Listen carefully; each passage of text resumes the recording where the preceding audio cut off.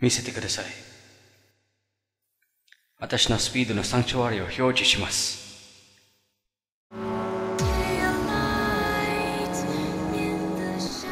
Hello everyone, Miyogi Warrior 34 here, and you're watching the Speed Legend characters in Maximum Tune car review video, Heroes Edition. Before we begin, as usual, do like the video, comment, and subscribe to this channel for more. Without further ado, we present to you the TOMO R34 car review. The Nissan Skyline GDR is also dubbed as the Godzilla, has made a huge impact in the automotive sports car industry. Dating to the very first GDR, the Hakosuka, it has scored a tremendous amount of wins on one session alone. After the long 16-year history, the R32 retained its glory with 29 consecutive professional wins out of 29 races, with its greatest global achievement to have been the first car to lap the Nürburgring under 8 minutes. Harnessing the all-popular inline 6-cylinder engine dubbed as the RB26, also the traction system called the Atessa ETS, the Skyline GDR became the ideal all-rounding vehicle on most motorsports events. Its golden era ended with the R34 GDR, which ceased the production by 2002, replaced by the R35 GDR, thus the Skyline tag name.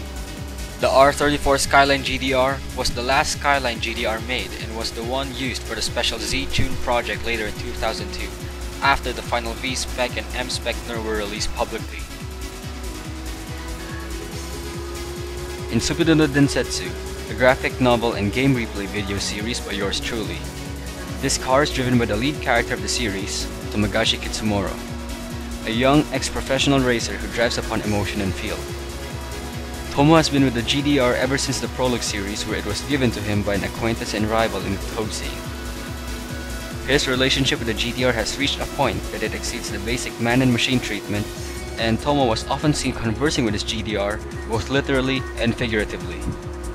With this R, he has competed in theoretically impossible battles where he would, if not win, keep up and survive, including a rigorous 4-round battle with a McLaren F1. In relation to the story canon, Tomo's R34 GDR has gone through numerous evolutions from its stock spec out to its self-dubbed custom modification, which he named as V-Tune, a commemoration of the V-spec name and the Z-Tune magic. In the following order, his R starts from stock configuration to the Mines R34 Aero spec, to the Nismo Mines combination tune, Nismo R tune, Nismo Z tune, and lastly the V-Tune, which was featured in Speed Legend V. Majority of these tunes are possible to be recreated in Wangan Midnight Maximum Tune.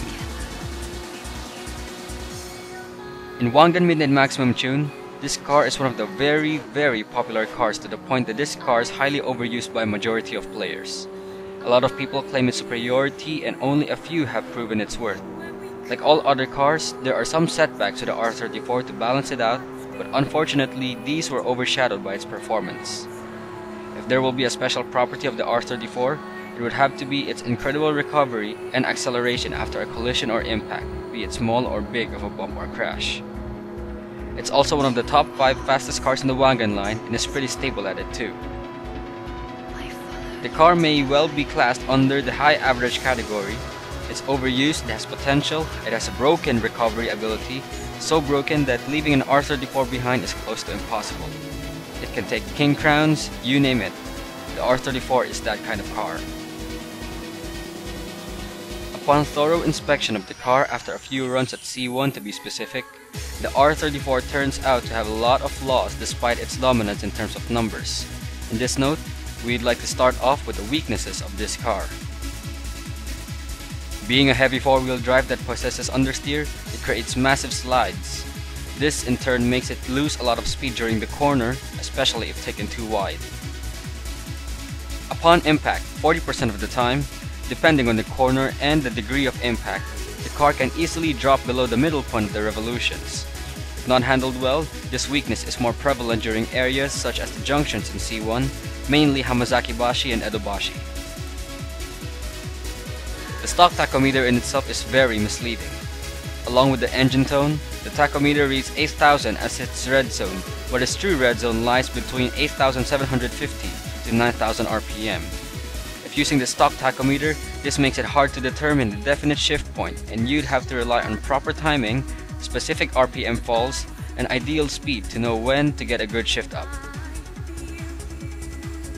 Although it performs very well on corner entry, whichever line you take, be warned. Even if your corner entry is good, but if you choose a bad line, unlike other cars, the R34 will expose its bad corner exit capabilities. Have been tested as well on a battle race with an Evo 9 on Hakone. The cornering performance of the R34 is below the Evo 9. It will do well on the entry to the apex, but as soon as the exit shows, despite the fact that both drivers countersteer at the same instant, the gap between the R and the Evo increased, with the Evo leading by a slight margin. Whether you like it or not, the R34 fishtails as much as the JZA80 Supra. After a bump or wall tap, the R34 loses a tremendous amount of speed if compared to the other cars in the game. Tested on the Wangan straight, when induced by the player into a slalom, the R34 will scrub some speed off, denoting its vulnerability to lose its center of balance. As for the strengths, although minimal in number compared to the weaknesses, these alone overshadow the weakness of the R34, to the point that you'd hardly care for the weakness at all. These will include some of the overly praised characteristics of the car. The countersteer of the R34 is very controllable. The overall wheel-to-data response with the R34 only has a slight margin of delay by less than 0.1 seconds, and easily responds to every movement of the wheel with no problem whatsoever. If done correctly, the R34 houses good exit speeds, again provided with the right racing line and turning radius. This, however, may be a misleading strength, but 780 drift setting will feel more like 760 balance in most cases. This may well be described as a double-edged sword strength of the 34. Tested at Hakone, the car can easily chain drifts or corners via tap-tap acceleration. Through deceleration alone and immediate acceleration, traction develops and grip increases if done correctly for the 34, and will lessen the chances of losing more speed than usual during cornering midway. The amazing recovery of the R34 combined with a well-planned chain cornering tactic will make this the ideal chaser car no matter how far the 34 is behind by. With its smaller body compared to the R33, this car can go well through narrow spaces. It has a strong sense of stability even in high speeds. The tuning setup for the TOMO R34 are the following: Aero C, Yokohama Advent TC2 Silver, Carbon FRP hood, and Aero mirrors. As simple as it may sound, the dress-up settings for the TOMO R34 are good enough for a well-rounded performance, neither one property excelling over the other, and merits a well-balanced car. This minimizes the chance of most weaknesses to appear, but nonetheless makes this R corner a bit better with a slight compromise on corner exit speeds. Acceleration and recovery with this setup in one way or another has doubled, so that the car would be easier to drive as well. Minimizing the use of the steering angles also help in maintaining the car's current speed through the corner and helps more in early countersteering. The GDR34 stability has increased as well with this kind of setup and can hold its ground very well on versus battles of various kinds. Overall, the R34 may not be a beginner's car, however it will shine most of all during tuning. It has good top speed, handling, powerful acceleration.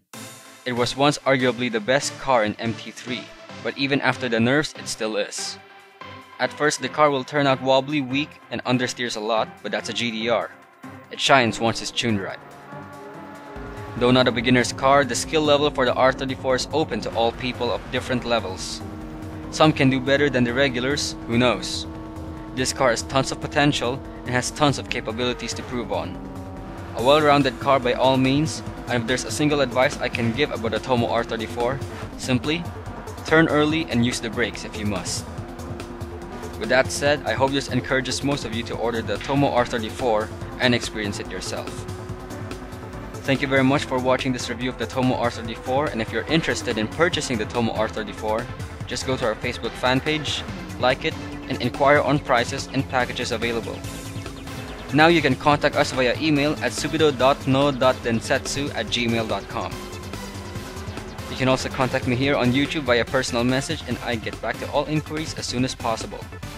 There are no charges with this series product service, and it already includes international shipping.